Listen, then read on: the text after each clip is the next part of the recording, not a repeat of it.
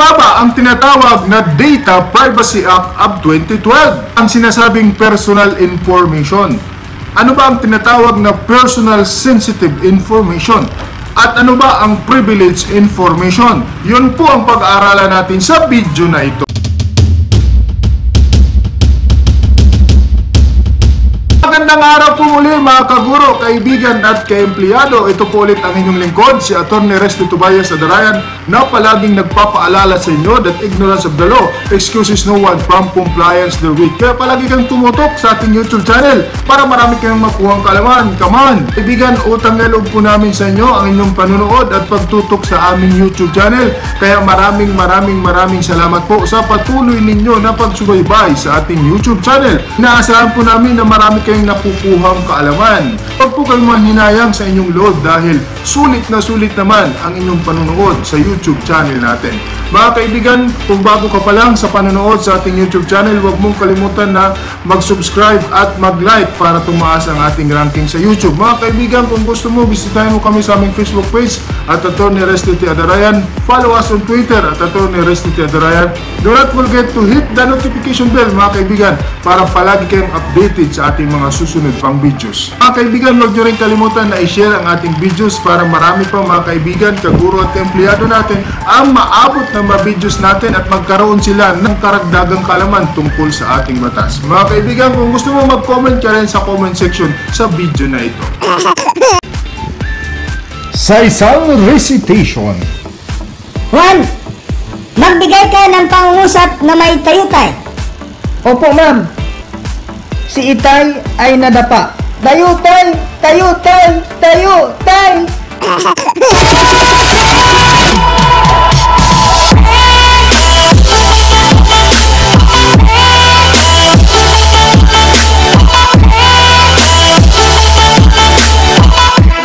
Pag-usapan natin ngayon yung Data Privacy Act of 2012. Una nating discuss what are these personal information, personal sensitive information, and privileged information. Pag sinabi natin personal information, it refers to any information whether recorded in a material form or not. Number one, from which the identity of individual is apparent. Yung pangalan mo, it is a personal information. Your sex is a personal information. Be reasonably or directly asserted by the entity holding the information. And number three, when put together, other information would directly and certainly identify an individual. So any information that will certainly or directly identify an individual, that is called a personal information. Information, you can share this to a limited group of person. Doon sa mga kakilala mo lang at sa close friends mo. Kaya naman natin yung sensitive personal information. Ang sensitive personal information, this can be shared to others. However, it has a risk and consequences. So, kailangan pag-ingatan po natin yung personal sensitive information dahil may kaukulang risk and consequence kung ito po ay isi-share natin sa public. Kaya nga po pinagbabawal na i-post sa social media yung ating report cards ng ating mga estudyante. Okay. Because report card natin involves personal sensitive information. Yung learner's preference number, age, yung sex ng bata. Babawal po yung pag-post ng report card sa Facebook. Maaari din itong gayahin at mapeke yung mga card. Kaya pinag-iingatan natin na mangyari yung mga ganong sitwasyon. The personal information involves individual race, ethnic origin, marital status, age, color, religious, philosophical, political affiliations. So, bawal po na basta-basta na lang natin ibigay sa ibang tao ang impormasyon ng isang empleyado. Halimbawa, isa kang principal at may humingi sa'yo na isang tao na po natin basta-basta ma-share yung sensitive personal information. Halimbawa, isa kang principal, school head, mayroong isang tao na pumunta sa'yo, humingi ng age, ng color and religious affiliations ng isang teacher. Maaari mo bang basta-basta na lang ibigay yung information na yun sa kanya? Hindi po maaari because you will be violating the Data Privacy Act. Atin na sensitive personal information, individual health, education, genetic, or sexual life. or to any proceedings or any offense committed for alleged to have been committed by individual. Nga po yung ating mga kaso po sa Department of Education, it is confidential. Basta ipagsasabi sa ibang tao, sasabihin mo na si ganito ay mayroong kaso na ganito, because you will be violating the Data Privacy Act. And a government-issued personal number such as SSS, GSIS, PhilHealth, Pag-ibig, LTO, and previous current health records and tax returns. Kaibigan yung ating PRC license card. Pinagbabawal yan na i-post sa social media. Yung iba sinasabi, after million years, nakapag-renew na rin ako ng aking card. Tapos nandoon lahat yung information sa kanyang card. Mali po yan because your card involved personal sensitive information na maaring magaya ng iba. Diba? Makuha yung inyong license number at magamit pa yan sa panluloko. So yun po yung iniiwasan natin. Kung ay school head o mga principal, mayroong humingi sa inyo ng isang tao o kaya isang institution, humihingi ng mga GSIS number, humingi ng pag-ibig number, humihingi ng employee number ng inyong mga teachers, huwag nyo basta-basta ibibigay because it is sensitive personal information. Hindi yan basta-basta binibigay sa ibang tao. Maliban na lamang kung mayroong napatunayan niya na mayroong legitimate purpose. Mamaya, tatalakayin natin yan, mga kaibigan. Punta naman natin yung privileged information. Unang-una sa privileged information is husband or wife cannot testify against one another without consent on any communication received by either in confidence. So ikaw po ay hindi maaring makapagtestigo laban sa iyong asawa. Maliban na lamang kung ikaw mismo ang nag-file ng kaso laban sa iyong asawa, maaari kang makapag-testify. Ang logic ng batas, dahil kung lahat ng information na nalaman mo sa iyong asawa ay maaari mong ipagsabi kahit kanino, wala nang mag-aasawa dahil malalaman ng buong mundo ang iyong sikreto. Client relationship is also a privileged information. Hindi maaring ipagsabi sa iba ng isang abogado ang kanyang nalaman na impormasyon mula sa kanyang kliyente. Because it will be a violation of Data Privacy Act. It is a privileged information. Physician-client relationship. Hindi rin maaaring ipagsabi ng isang doktor, ng isang physician, ang kanyang ma-impormasyon na nalaman sa isang pasyente. Halimbawa, ang isang pasyente pumunta sa isang doktor ng medical advice at nalaman ng doktor na siya ay mayroong HIV or AIDS. Hindi niya maaaring ipagsabi sa buong mundo na si patient A ay may AIDS.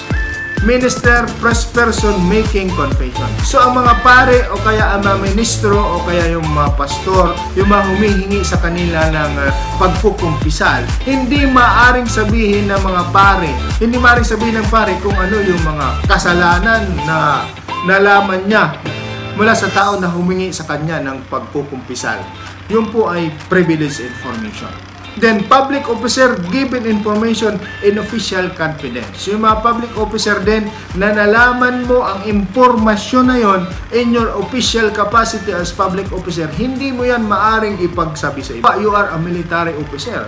At nalaman mo na yung mga defense equipment ng Pilipinas. Hindi mo maaring i-divulge yan kasi it is a privileged information. And other information na nakarating sa iyo because of your position in the government. Pag-usapan natin yung data privacy principles. We have transparency, legitimate purpose, and proportionality. So ano nga ba yung data privacy principle? Paano pinapakita ang transparency? It must have consent, privacy notice, and privacy policy. So kung hihingi ka ng mga personal information, personal private information, the person must have a consent. Bago mo ilabas ang kanyang impormasyon, dapat mayroon muna siyang consent. Kaya minsan pinapipirma tayo ng waiver dahil kung kinakailangan na i-share natin yung personal information galing sa isang tao, maaari niya itong gawin without violating the Data Privacy Act. Ang tanong, maaari mang i-share yung personal sensitive information, yung personal information? Yes, maaari yang i-share as long as there is a consent, or waiver on the part of the person subject of the data. Another principle is the so-called legitimate purpose. The processing of information shall be compatible with the declared and specified purpose. It must be not contrary to law, morals, or public policy. So, ang isang tao, ang isang institusyon na humihingi ng information mula sa data subject, dapat mayroon siyang legitimate purpose. Kaya nga, kinakailangan bago kayo makahingi ng informasyon, dapat gumawa muna kayo ng kasulatan stating thereof the purpose why you are getting the information from that data subject. Kasi kung halimbawa, humihingi ka ng informasyon para ipahiya ang tao o ang data subject, hindi yan maaaring gawin. So halimbawa, isa kang principal, mayroong isang tao na pumunta sa iyo o kaya institusyon na humihingi ng health record ng isang teacher. Ang purpose niya ay para ipahiya ang certain teacher na yon. Hindi yan maaari because it will be a violation of Data Privacy Act. Is proportionality. Processing of information shall be adequate, relevant, suitable, necessary, and not excessive in relation to the declared and specified purpose. Kailangan din po yung proportionality. Ibig sabihin, kung ano lang yung purpose, doon din naglilimit yung information na hihingiin sa data subject. So halimbawa, doon sa ating school ID, bakit nga ba gumagawa tayo ng ID? For the purpose of identifying that a certain person is an employee of the company or employee of the office. So ang ilalagay mo lang na impormasyon yung makakapagpatunay na siya nga ay empleyado ng gobyerno o kaya siya ang empleyado ng company. Hindi na dyan kinakailangan pa yung GSIS number, is yung TIN, yung added information, because it is not proportion to the purpose of having that ID. So yun po mga kaguro, kaibigan at mga ka-empleyado, palagi po kayong tumutok sa ating YouTube channel. Mabuhay po kayo. I love you.